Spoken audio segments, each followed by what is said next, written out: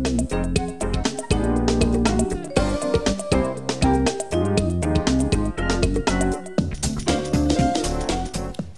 everyone, I'm Sarah Thompson and this is STL TV Live. Kenneth Shepard is now joining me. He has a really interesting program that he started and you're going to share more information about it with us. So tell me, it involves soccer, it involves refugees here in St. Louis. Tell me about it. Okay, the concept of the program, we're a positive youth affair. We are like in the community working with the children over there in the area, the western area. And so what happened was the children was over there playing soccer in the backyard of a level 11 Hold'em mine. And so we started working with them, like some shoes and things like that, and encouragement. Then they got a little older and went down to the other end down at the garden apartments and playing in a lot over there. So we told them you need to go ahead and play on a team. So we tried to find a team in St. Louis, but only thing the Park Recreation had just for little adolescent children, you know, inside soccer. So they needed to play in a full field. So two youngsters, they started the program and went and talked to a lady at the organization at New City Fellowship, and then they got the program going and to that next level. And they came to us and said, the name, we need to get a good name. So I said, well, describe yourself who you are. So they got to thinking who they are and where they're from. And you know, in Africa, the tiger is the main beast of the jungle, the king of the jungle. And then they represented St. Louis because they're here now, and they got the arch and then the soccer ball. So one of the young men, he grafted all of that. You know, these children are very talented and creative. So that's how it got started, you know, and that's Umoja. And so they was going around the community playing against other international teams, you know, people from Bosnia, different Middle East nations, and other youth from different parts of Africa.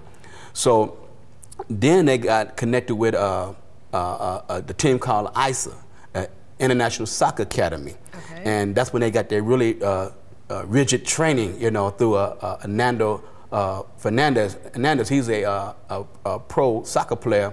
And so the youngsters get to go from the inner city and they get to go out to the West County, and I call it the Ivory League soccer program, because these children are they're very intense with their soccer program. Like Canada's very intense with their soccer program from the youth on up, from, you know, elementary on up. So now they get to experience this uniqueness and then cultural diversity, and these children just love each other, they get along very well, and they encourage each other and stuff.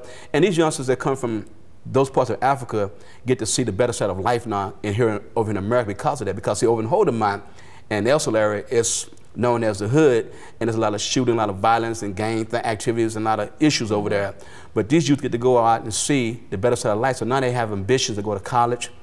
And because of this program, with the ISA International Program, they get to go get college representatives coming and looking at them, scouts, if you please, they want them to come to their colleges and so forth. So now they get to say, wow, you know, I get all this opportunity. So they get like almost a red carpet program that's presented to them because of these different steps and phases. And all we're doing, we're just a support. And basically what I do is, like with the other tribal brothers, they take them out there to the games and to the practices, and we treat them and stuff like that. And some of the parents, like Fabian's dad, we buy McDonald's and different things for him, and it's a great program. We mentor them and keep them focused, you know, like that. And so what are the ages of, when we say youth, and we've been looking at some of the photos, what are the ages of the students playing soccer? 8 years old. Well, we have Florence, my little baby, she was like 6, 7, you know, but they just play a little around, but mostly 8 years old and to 18,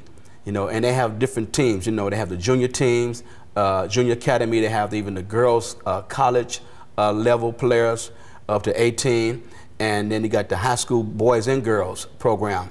So like that's from 15 to 18.